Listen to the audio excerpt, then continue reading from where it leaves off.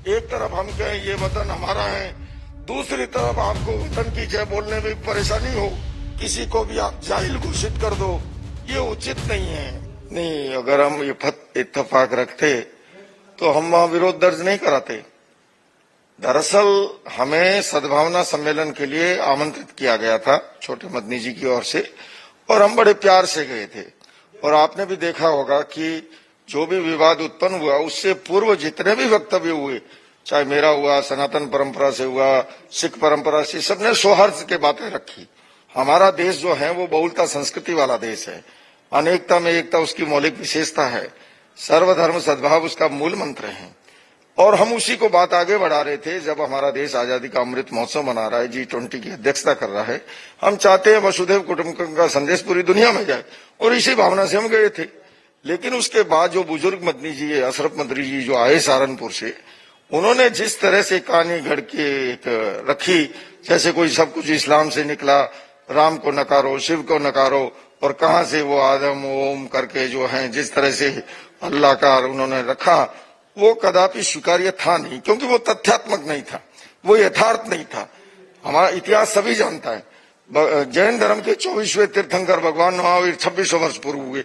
पहले तीर्थंकर की बात करूं, भगवान ऋषभ, जिनके पुत्र भरत और बाहुबली के आधार पे। कितनी महान हमारी सनातन प्राचीन परंपरा है, हमारी बौद्ध परंपरा है, हमारे सिखों का इतिहास है बलिदान का।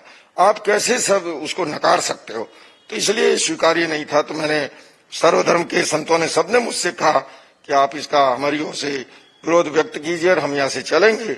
और मैंने बड़ी अदब के साथ, हमने मदनी जी को बीच में नहीं रोका, उनको धैर्य से सुना, किंतु लोकतांत्रिक जमाने में हमें अपनी बात रखने का अधिकार है।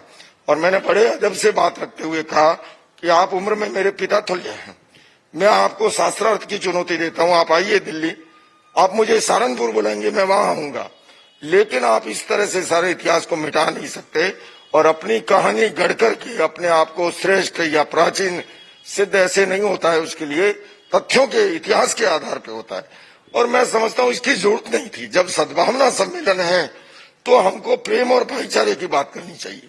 आपकी जो भी उपासना प्रणाली आप पालन कीजिए, किंतु और धर्मों का आदर कीजिए। घर आए तो हम उनके मेहमान थे, अतिथि थे। इस तरह से मैं समझता हूं ये सनातन परंपरा का अपमान, हिंदू परंपरा का, जैन बौद्ध परंपरा का, सिख का, वो मेरे लिए कदापि स्वीकार्य नहीं था। इसलिए मैंने उन्हें शास्त्रार्थ की चुनौती दी और मैंने अपना विरोध दर्ज कराया। आगे रणनीति आप लोगों की क्या रहेगी? नहीं, रणनीति हमारी है कि देश कैसे आगे बढ़े। देश है तो हम हैं, समाज है तो हम हैं, देश हमसे नहीं हम देश से हैं। ऐसे के अंदर हमारी एक ही रणनीति है, क्योंकि मेरा ये मानना है वैचारिक प्रदूषण पर्यावरण प्रदूषण से ज्यादा खतरनाक है। आगे भी मेरी रणनीति यही है। मैं कहता हूं ये राजनीतिक दल 15, 20, 25 मिलके कॉमन मिनिमम प्रोग्राम बना के 5, 10, 15 वर्ष साथ में सरकार चला लेते हैं।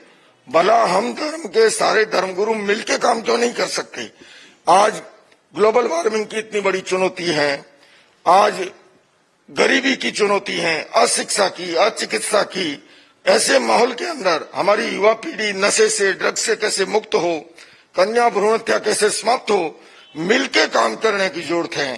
तो हमारी रणनीति तो यही रहेगी, हम मिलकर के भारत को अखंड बनाएं, भारत को मजबूत बनाएं, भारतीयता को आगे बढ़ाएं। ये हमारा भाव होना चाहिए। एक तरफ हम कहें ये वतन हमारा है, दूसरी तरफ आपको वतन की जय बोलने में परेशानी हो, तो ये बात उचित नहीं है। किसी को भी आप जाहिल घोषित कर दो, ये उचित नहीं है। मैं समझता हूं हम अपने अस्तित्व की तरह दूसरों के अस्तित्व को स्वीकार करें, अपने भावनाओं की तरह दूसरों की भावनाओं का आदर करें। धर्म हमें जोड़ना सिखाता है, तोड़ना नहीं सिखाता। धर्म के क्षेत्र में हिंसा, घृणा, भय, नफरत का कोई स्थान नहीं हो सकता। तो हमारी रणनीति एक ही है, एक भारत बने, अखंड भारत बने, समृद्ध भारत बने और हमारा समाज खुशहाल रहे।